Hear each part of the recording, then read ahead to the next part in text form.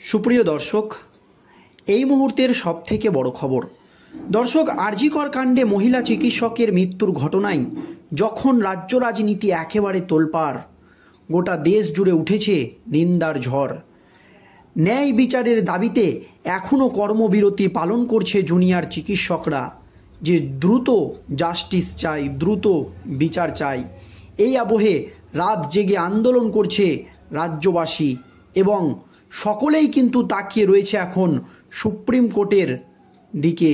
আর এই আবহে আরজি কর কাণ্ডে সুপ্রিম কোর্টের প্রধান বিচারপতি DY চন্দ্রচূড়ের ভূমিকা নিয়ে আবারও নতুন করে প্রশ্ন উঠে গেল রাজ্য রাজনীতিতে। এবার আরজি কর কাণ্ড নিয়ে একেবারে বড়সড় সিদ্ধান্ত সুপ্রিম কোর্টের প্রধান বিচারপতি DY চন্দ্রচূড়ের, যা দেখে হতভাগ রাজ্যবাসী। একেবারে নজিরবিহীন কাণ্ড সুপ্রিম কোর্টের প্রধান বিচারপতি DY চন্দ্রচূড়ের, যা করলেন সুপ্রিম কোর্টের প্রধান বিচারপতি DY চন্দ্রচূড়, তাতে নতুন করে একেবারে জল্পনা তৈরি হয়ে গেল রাজ্য রাজনীতিতে। কেন বলছি এ কথা? দেখুন দর্শক, বৃহস্পতিবারের দিকে তাকিয়ে রয়েছে আপামর রাজ্যবাসী। বৃহস্পতিবারই সুপ্রিম কোর্টে আরজি করের শুনানি হওয়ার কথা ছিল, আর সকলেই কিন্তু সেই বৃহস্পতিবারের দিকে তাকিয়েছিল, কারণ সুপ্রিম কোর্টে ফের আরজি কর মামলার শুনানি রয়েছে। CBI তদন্তভার হাতে নেওয়ার পর এবং হাসপাতালের প্রাক্তন অধ্যক্ষ সন্দীপ ঘোষকে গ্রেপ্তার করার পর স্ট্যাটাস রিপোর্ট জমা দেওয়ার কথা কালই সুপ্রিম কোর্টে। আর এবার তাহলে এই রিপোর্টে কি কোনো বড় মাথার নাম থাকবে? এই জল্পনা যখন উঠছিল রাজ্য রাজনীতিতে বা গোটা দেশ জুড়ে, আর তখনই একেবারে খেলে দিলেন সুপ্রিম কোর্টের প্রধান বিচারপতি DY চন্দ্রচূড় একেবারে বড়সড় পদক্ষেপ। দর্শক, সন্দীপ ঘোষ তরুণী চিকিৎসক ধর্ষণ খুনের ঘটনায় গ্রেপ্তার হয়নি, তাকে গ্রেপ্তার করা হয়েছে হাসপাতালের আর্থিক দুর্নীতি ইস্যুতে। তবে সন্দীপ একা নয়, তার সঙ্গে গ্রেপ্তার হয়েছে আরও 3 জন। কিন্তু CBI ইতিমধ্যেই দাবি করছে যে হাসপাতালে একটা বড় চক্র কাজ করছিল, এখানে কিন্তু আরও বড় বড় মাথারা জড়িত রয়েছে, তাই আরও অনেকেই এই ঘটনার সঙ্গে জড়িত থাকতে পারে। তরুণী চিকিৎসককে খুনের ঘটনায় যে সন্দীপের ভূমিকা আছে তাও কেউ ভুলছে না।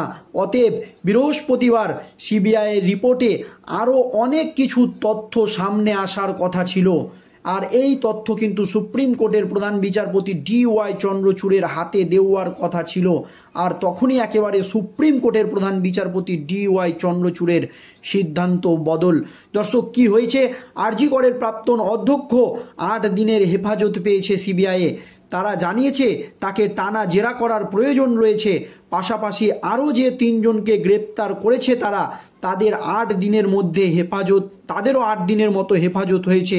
অনুমান সকলকে একসঙ্গে বসিয়ে জেরা করা হতে পারে। এই অবস্থায় সুপ্রিম কোর্টে CBI ঠিক কী রিপোর্ট দেয় তার দিকে সকলেই, গোটা রাজ্যবাসী যখন তাকিয়েছিল, তখন একেবারে খেলে দিলেন সুপ্রিম কোর্টের প্রধান বিচারপতি DY চন্দ্রচূড়। যদিও আন্দোলনকারীদের একটা বড় অংশ CBI এর ভূমিকাতেও আপাতত সন্তুষ্ট নয়, তবে এবার নজিরবিহীন কাণ্ড ঘটিয়ে দিলেন সুপ্রিম কোর্টের প্রধান বিচারপতি। কেন বলছি দর্শক? গত 13ই আগস্ট আরজি কর হাসপাতালের তদন্তভার গ্রহণ করে CBI। তারপর থেকে 22 দিন অতিবাহিত, কিন্তু খুন ও ধর্ষণের ঘটনায় কলকাতা পুলিশ 24 ঘন্টার মধ্যে যে সঞ্জয় রায়কে গ্রেপ্তার করেছিল তাকে বাদ দিয়ে CBI এখনও পর্যন্ত কাউকে আটক করেনি। সন্দীপ ঘোষ ও আরও 3 জন আর্থিক অনিয়মের অভিযোগের ভিত্তিতে গ্রেপ্তার হয়েছে, খুন ও ধর্ষণের ঘটনার সূত্রে নয়। এই কারণে জুনিয়র ডাক্তাররা কার্যত হতাশ। তবে সার্বিক পরিস্থিতিতে বৃহস্পতিবার সর্বোচ্চ আদালতের দিকে তাকিয়েছিল গোটা রাজ্যবাসী। আর তখনই সুপ্রিম কোর্টের তরফ থেকে একেবারে বড় সড় নোটিশ জানিয়ে রাজ্য রাজনীতিতে একেবারে নতুন করে শোরগোল পড়ে গেল। আরজি কর মামলায় একেবারে নয়া মোড়। আগামীকাল বৃহস্পতিবার হচ্ছে না হাই প্রোফাইল এই মামলার শুনানি, এমনটাই জানানো হয়েছে সুপ্রিম কোর্টের প্রধান বিচারপতি DY চন্দ্রচূড়ের ডিভিশন বেঞ্চের তরফ থেকে। প্রধান বিচারপতি DY চন্দ্রচূড় থাকছেন না বৃহস্পতিবার, আর সেই কারণেই আরজি কর ধর্ষণ সংক্রান্ত মামলার শুনানি হবে না সুপ্রিম কোর্টে, এমনই কিন্তু সূত্র মারফত জানা যাচ্ছে। এই মর্মে সুপ্রিম কোর্টের প্রধান বিচারপতি DY চন্দ্রচূড়ের তরফ থেকে একটি নোটিশ জারি করা হয়েছে এবং সেই নোটিশে কোথাও বলা নেই যে সুপ্রিম কোর্টের প্রধান বিচারপতি DY চন্দ্রচূড় অসুস্থ কিংবা তার শরীর খারাপ এবং কোনো কারণ না দেখিয়েই হয়তো এই নোটিশ জারি করা হয়েছে, জানিয়ে নতুন করে রাজ্য রাজনীতিতে শোরগোল পড়ে গিয়েছে। এত গুরুত্বপূর্ণ একটি মামলা কেন এইভাবে পিছিয়ে দেওয়া হচ্ছে, কেন আসবেন না সুপ্রিম কোর্টের প্রধান বিচারপতি DY চন্দ্রচূড়, জানিয়ে নতুন করে রাজ্য রাজনীতিতে শোরগোল পড়ে গিয়েছে। দর্শক, আরও কি জানানো হয়েছে দেখুন। নজর ছিল সব মহলেরই, তাকিয়েছিল গোটা দেশ এই শুনানির দিকে তাকিয়েছিল। তবে বৃহস্পতিবার সুপ্রিম কোর্টে আরজি কর মামলার শুনানির স্থগিত, বসছেন না প্রধান বিচারপতির ডিভিশন বেঞ্চ। নোটিশ দিয়ে জানালো সুপ্রিম কোর্টের ডেপুটি রেজিস্ট্রার, কয়েকদিন ধরেই কোর্টে আসছেন না প্রধান বিচারপতি। সূত্রের খবর, অনেকেই কিন্তু দাবি করছেন যে অসুস্থতার কারণেই তাকে কোর্টে দেখা যাচ্ছে না, তবে সেই নোটিশে কিন্তু এরকম কোনো ইঙ্গিত পাওয়া যায়নি। তবে বৃহস্পতিবার তিনি কোর্টে আসতে পারছেন না।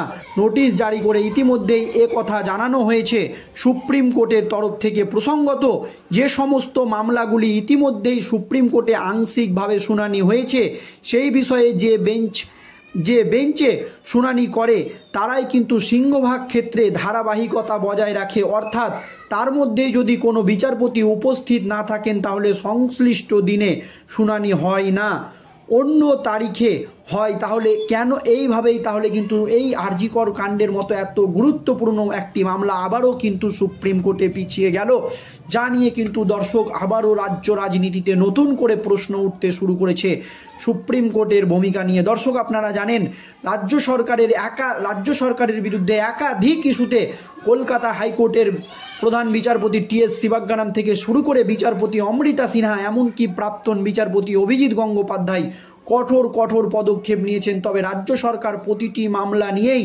সুপ্রিম কোর্টের দ্বারস্থ হয়েছে। সবচাইতে জলজ্যান্ত উদাহরণ হচ্ছে, দর্শক আপনারা জানেন, লোকসভা নির্বাচন চলাকালীন কলকাতা হাইকোর্টের একটি মাত্র রায়ে এই রাজ্যের 25 থেকে 26 হাজার শিক্ষক শিক্ষিকার চাকরি বাতিল হয়ে যায়। যাতে লোকসভা নির্বাচন চলাকালীন প্রবল অস্বস্তিতে পড়ে রাজ্যের শাসক দল তৃণমূল কংগ্রেস এবং সাথে সাথে বাংলার শাসক দল মুখ্যমন্ত্রী মমতা বন্দ্যোপাধ্যায়ের সরকার সুপ্রিম কোর্টের দ্বারস্থ হয় এবং কলকাতা হাইকোর্টের যে রায়, সেই মামলায় কিন্তু লোকসভা নির্বাচন চলাকালীন সুপ্রিম কোর্টের প্রধান বিচারপতি DY চন্দ্রচূড়ের নেতৃত্বাধীন ডিভিশন বেঞ্চ সেই মামলায় স্থগিতাদেশ দিয়ে দেয়। তাতে লোকসভা নির্বাচন চলাকালীন প্রবল স্বস্তি পায় বাংলার শাসক দল তৃণমূল কংগ্রেস। এছাড়াও আপনারা জানেন, ডিএর মতো গুরুত্বপূর্ণ মামলাও কিন্তু দীর্ঘদিন ধরে সুপ্রিম কোর্টে পিছিয়ে যাচ্ছে, জানিয়ে কিন্তু প্রশ্ন উঠছে। আর এবার কিন্তু যে কারণেই হোক আরজি করের মতো গুরুত্বপূর্ণ একটি মামলা আবারও কিন্তু সুপ্রিম কোর্টে পিছিয়ে গেল, জানিয়ে কিন্তু দর্শক প্রশ্ন উঠতে শুরু করেছে। এই নিয়ে আপনাদের মতামত অবশ্যই ভিডিওর কমেন্ট বক্সে জানাবেন। ধন্যবাদ।